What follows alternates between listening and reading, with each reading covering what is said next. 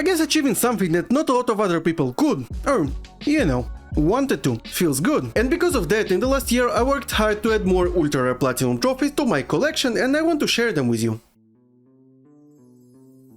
I really like GTA 5. In fact, it was one of the two games that convinced me to get my PS3 back in the day. The other game being The Last of Us, because in case you don't remember, on launch GTA 5 was only on PS3 and Xbox 360. Now, because this game is so popular and huge, most players don't really bother completing it, and as a result this platinum trophy is extremely rare. Actually, it's 0.1% ultra rare on PlayStation Network and 1.95% on PSN profiles. But I'm gonna share a secret with you. It's really not that hard. The only challenging parts are the knife flights and the stun jumps, and they almost cost me my sanity, but other than that it's just time consuming. The online portion might take some effort, but if you have a couple of buddies that can help you out, you can get most of it done with a relative ease, and even the infamous leveling up to level 100 is quick enough with a small exploit, which was the way I did it. The link to the tutorial is in the description, just don't tell Rockstar. It took me about 130 hours or 910 dog hours to get this platinum trophy, but the journey is definitely worth it. Sniper Elite 3 is a great game if you are into slow and methodical stealth gameplay. That being said, if you want the platinum trophy, there is a really good reason why only 0.3% players or 3.9% trophy hunters got it.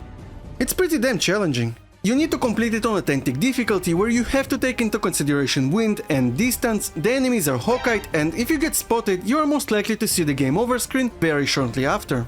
Also, did I mention that there are no checkpoints in missions on this difficulty? That means that you have to finish every mission, that can take up to an hour by the way, in one go. You can play it with a partner though, which makes it significantly easier, because you can revive each other, although it means that you're twice as likely to get spotted. Lucky for me, I did it with my friend Martin, who really knows his way around the sniper rifle, but even then we got stuck in a couple of missions for hours on end. Overall, I had a ton of fun with this game, and the platinum trophy pushed me just enough for it to be satisfying yet not overly frustrating. What can possibly be more satisfying than pulling heists with a bunch of friends? Doing it in Payday 2 because, you know, jail is a thing.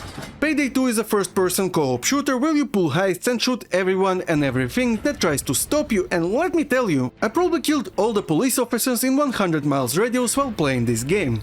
Don't let the fun nature of the game fool you though. The platinum trophy is challenging because there are some hard miscellaneous trophies involved, and you have to complete all the base game heists on Death Wish difficulty, which is not a walk in the park. You need to know the mechanics and be sufficiently leveled up in order to even have a chance of beating it, therefore the rarity of this platinum is 0.1% on PlayStation Network and 1.73% on PSN profiles. I would say that if you want to attempt it, you should probably know what you're getting yourself into, or even better, find someone who is actually good at this game and willing to help you out, and it's not me by the way, I'm the person on the receiving end of that help. That being said, the gameplay is so fun that I think that you should give it a chance if you are a fan of this genre.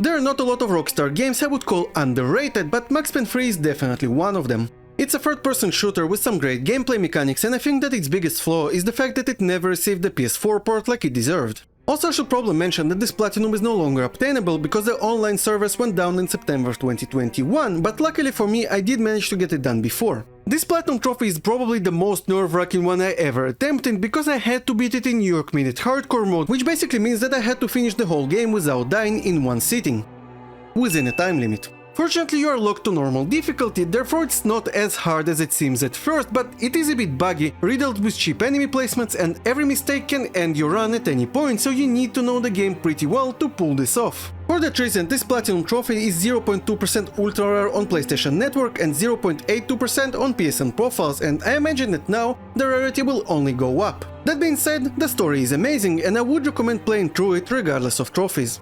By the way, I made a whole video about my experience of beating Max Payne 3, so you should definitely check it out. Thank you for watching.